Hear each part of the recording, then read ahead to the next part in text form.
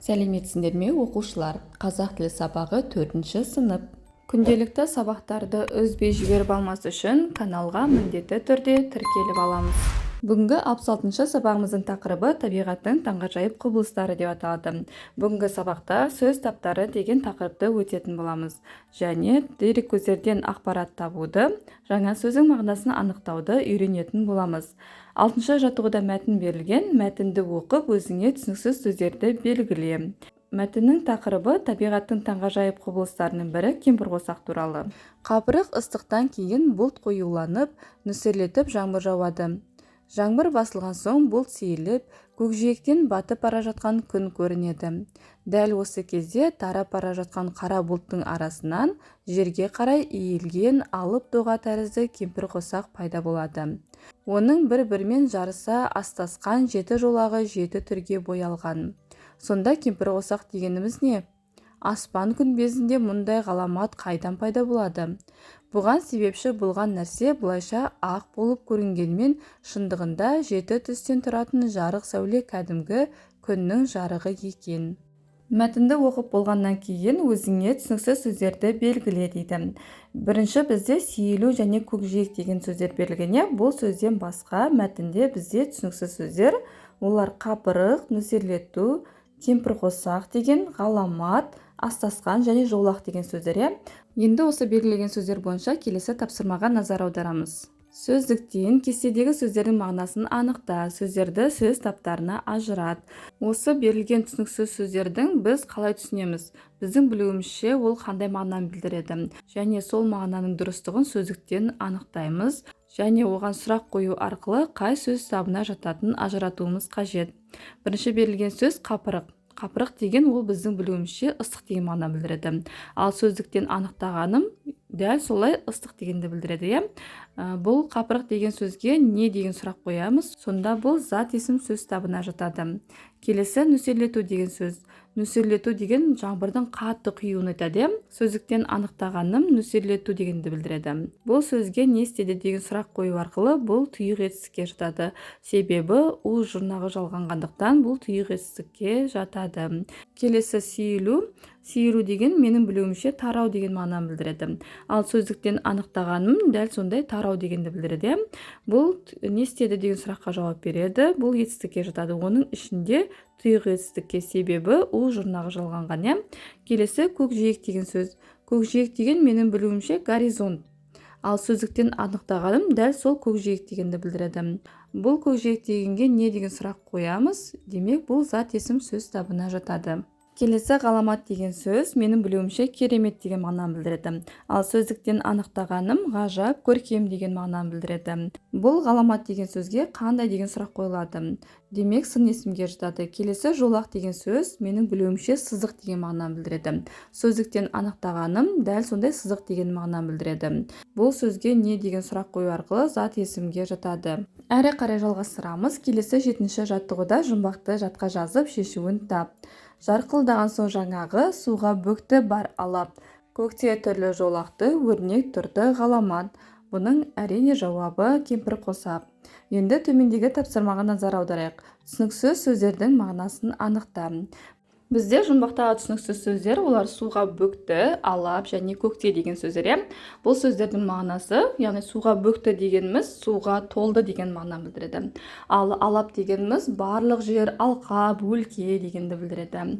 Ал көкте дегеніміз бұл аспанда, яғни аспанда кемпірқосақ болады, сол мағынада айтып тұр. Келесі 8-ші жаттығуда 6-шы, 7-ші жаттығуларда берілген мәтіндерді салыстырып, ұқсастықтары мен айырмашылықтарын анықта дейді. Қайсысы көркем мәтінге жатады, қайсысы ғылыми танымдық мәтінге жатады. Осыны біз анықтауымыз қажет. Енді біз оқыған 6-шы жаттығудағы мәтініміз ол кемпірқосақ туралы мәтін болды. Ал 7-ші жаттығуда кемпірқосақ туралы жұмбақ жасырылған. Бұлардың ұқсастығы екі мәтінде кемпірқосақ туралы. Ал айырмашылығы 6-шы жаттығудағы мәтін ғылыми танымдық мәтінге жатады. Ал 7-ші жаттығудағы жұмбақ көркем мәтінге жатады. Келесі 9-шы жаттығуда жұмбақтар жинағы кітаптарынан төменде берілген сөздердің бірі туралы жұмбақ тауып жаз дейді. Бізде төменде мынадай сөздер берілген: сүңгі, жаңғырық, тұман, бұршақ деген. Бұл берілген сөздердің ішіндегі сүңгі дегенді түсінбеуіміз мүмкін. Сүңгі дегеніміз бұл қар жауғаннан кейін үйдің төбелерінде мұз қатып қалады. Сол мұздың күн жылынған кезде еріп кетуі немесе сол мұзды қозғау арқылы ол жерге түсіп сынуы мүмкін. Бұл қатып қалған мұздың түрін айтады. Берілген сөздердің барлығына да жұмбақтар жинағы кітаптарынан төмендегі берілген жұмбақтарды тауып жаздық. Бірінші сүңгі туралы. Төбедегі сылдырмақ төменге түсті құлдырап. Сылдыр сылдырмақ сынып қалды сыңғырап. Бұның жауабы сүңгі. Екінші жұмбақ. Даусыңды қайталап жырақта айнытпай жеткізер құлаққа. Бұның жауабы жаңғырық. Үшінші жұмбақ. Ақ моншақта сабалар қалмайды олар жандаяп. Жатып жоғалар ешкім жинап алмай-ақ. Бұның жауабы бұршақ. Келесі аспан түйді қабағын, сұр пердесін керді де, шапты жердің табанын. Бұның жауабы тұман. Енді осы жазған жұмбағында сын есім, сан есім етістіктердің қай сөзбен байланысып тұрғанын дәлелде дейді. Оны дәлелдеу үшін біз сұрақтар қою арқылы анықтайтын боламыз. Не істеді? Түсті құлдырап, бұл етістікке жатады. Не түсті? Сылдырмақ түсті. Яғни не деген сұраққа жауап берсе, бұл зат есімге жатады. Келесі сылдырмақ сынып қалды сыңғырап. Не істеді? Сынып қалды. Бұл етістікке жатады. Не сынып қалды? Сылдырмақ сынып қалды. Демек, не деген сұраққа жауап берсе, бұл зат есімге жатады. Келесі екінші жұмбақ бойынша не істеді? Қайталап, бұл етістікке жатады. Нені қайталап? Даусыңды қайталап. Нені бұл зат есім сөз табына жатады. Келесі үшінші жұмбақта не істеді? Сабалар, бұл етістікке жатады. Нелер сабалар? Моншақтар сабалар. Бұл зат есімге жатады. Қандай моншақтар? Ақ моншақтар. Ақ дегеніміз бұл сын есімге жатады. Не істеді? Жатып жоғалар және жинап деген бұл етістік сөз табына жатады. Келесі жұмбақ бойынша не істеді? Түйді, керді. Бұл етістік сөз табына жатады. Не түйді? Нені керді? Не түйді? Аспан түйді.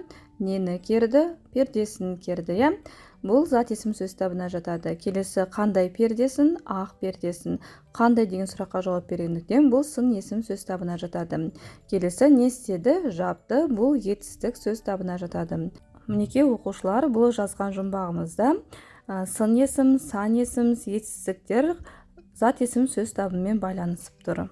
Келесі 10-шы жаттығуда тірек сызбаны пайдаланып сөз таптары қалай аталатынына және олардың сұрақтарына назар аудар. Сұрақтарына қарап, сол сөз табының қандай мағына білдіретінін айтуға бола ма? Болса, әр сөз табының ережесін шығарып көр. Бізде сөз таптары берілген 9 сөз табы бар. Олар зат есім, сан есім, сын есім, етістік, есімдік, үстеу, шылау, одағай, еліктеу сөздері. Оның сұрақтары, зат есімнің сұрақтары кім, не, кімдер, нелер деген сұрақтарға жауап береді. Ал сан есім қанша, неше, нешінші деген сұрақтарға жауап береді. Келесі сын есім қандай, қай, етістік не істеді, не қылды, қайтты деген сұрақтарға жауап береді. Ал есімдік кім, не, қанша, кімдер, қай, яғни барлық сөз табына да жауап береді. Келесі үстеу қашан, қайда, қанша, қалай деген сұрақтарға жауап береді. Енді осы сұрақтарға қарап, сол сөз табының қандай мағына білдіретінін айтуға бола ма? Болса, әр сөз табының ережесін шығарып көр дейді. Енді оқушылар осы сөз таптарының аттары айтып тұрғандай, осы сұрақтарды пайдаланып, біз өз ережемізді есімізде қалу үшін шығарамыз. Зат есім кім, не, кімдер, нелер деген сұрақтарға жауап беру арқылы заттың атын білдіретін сөздерді айтамыз. Мысалға, есік, парта, үй, кітап деген бұл заттың атын білдіреді. Және не деген сұрақтарға жауап береді. Сондықтан бұл зат есім сөз табына жатады. Келесі сан есім қанша, неше, нешінші деген сұрақтарға жауап беріп, заттың санын білдіретін сөздерді айтамыз.